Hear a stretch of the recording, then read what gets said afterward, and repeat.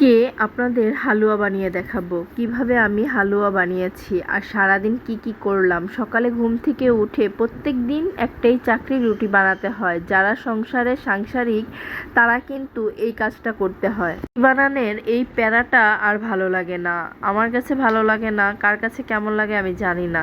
তাই কিছুদিনের জন্য কিছু হালুয়া বানিয়ে ডিপ ফ্রিজে রেখে দিলে দেখা যায় বেশ কয়েকদিন এই হালুয়াটা দিয়ে সাথে একটা ডিম ভাজি করলে হয়ে যায়। তো আমি প্রথমে এই বুটের হালুয়া বানাচ্ছি।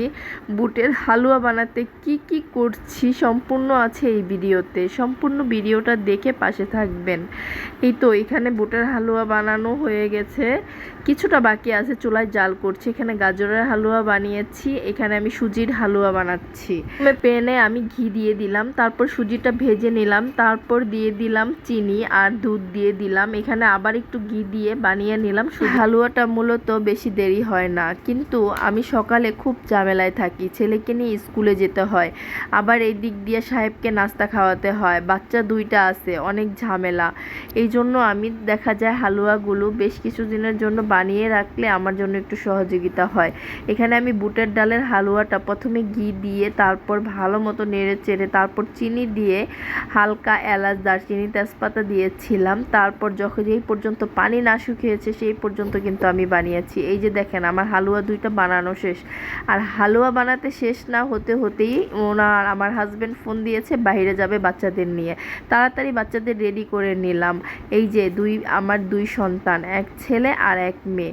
ওনারা এখানে গিয়ে বউ আর কনের চেয়ারে বসে আছে। রেস্টুরেন্টে গিয়েছিলাম, ওরা নাকি বার্গার খাবে, তাই বার্গার খেতে রেস্টুরেন্টে গিয়ে ওনারা এই অবস্থা করছে। এই যে মেয়ের বার্গার নিজেই নেবে, বললাম আমাকে দেওয়া, আমি ঠিক করে দিই না, সে নিজেই অনেকটা বোঝে। আচ্ছা ঠিক আছে।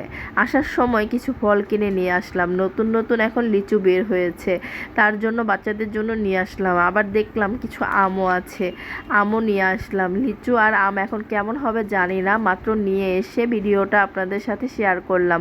পলিথিনে একদম ঘেমে গেছে। আমগুলাও নিয়ে আসছি, বেশি একটা সুবিধার না, তারপরও নিয়ে এসেছি বছরের প্রথম ফল। বাচ্চারা তো লিচুটা পছন্দ করে সবসময়ই, তার পাশাপাশি আমও নিয়ে এসেছি। দেখি আম কেমন লাগে। এখন এর আম তো একটু টক লাগবে, কতদিন গেলে তারপরে মিষ্টি হবে। আম কাঁঠালের দিনে আমার কাঁঠালের চারোদিকে গন্ধে কিন্তু খুব ভালো লাগে, আমার কাছে তো অনেক ভালো লাগে। আম খেতে কিন্তু বেশ মজা, আর দুধ দিয়ে আম দিয়ে মুড়ি দিয়ে কিন্তু বেশ আমার কাছে ভালো লাগে। সাথে এই প্রথম একটা সাংসারিক ব্লগ ভিডিও শেয়ার করছি, কারণ এই পর্যন্ত আমি ঘোরাঘুরির ভিডিওই করেছি। তো আমার চ্যানেলটি সাবস্ক্রাইব করে আমার পাশে থাকবেন। এই যে দেখেন লিচুগুলো একদম ঘামা কেমন জানি লাগছে, তাড়াতাড়ি বের করে নিলাম।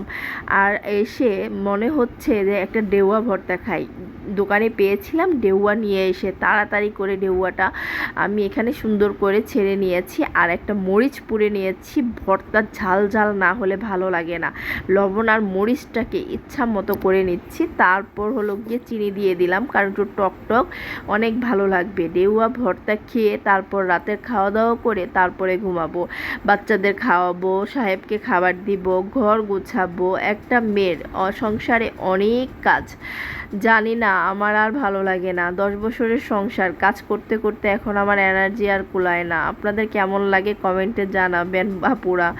এই কথায় আবার অনেকে মন খারাপ করবেন না, মানে কাজ করতে করতে সারাক্ষণ আমি দিন শেষে ক্লান্ত হয়ে পড়ি, আর ভালো লাগে না। কিন্তু ভর্তাটা দেখে এখনও আমার জিভে জল চলে এসেছে। ভর্তা দেখলে কার না খেতে ভালো লাগে, সবারই ভর্তা খুব পছন্দ। এখন আমরা যেই কয়জন সদস্য সবারটা আমি একটু করে ভাগ করে নেব।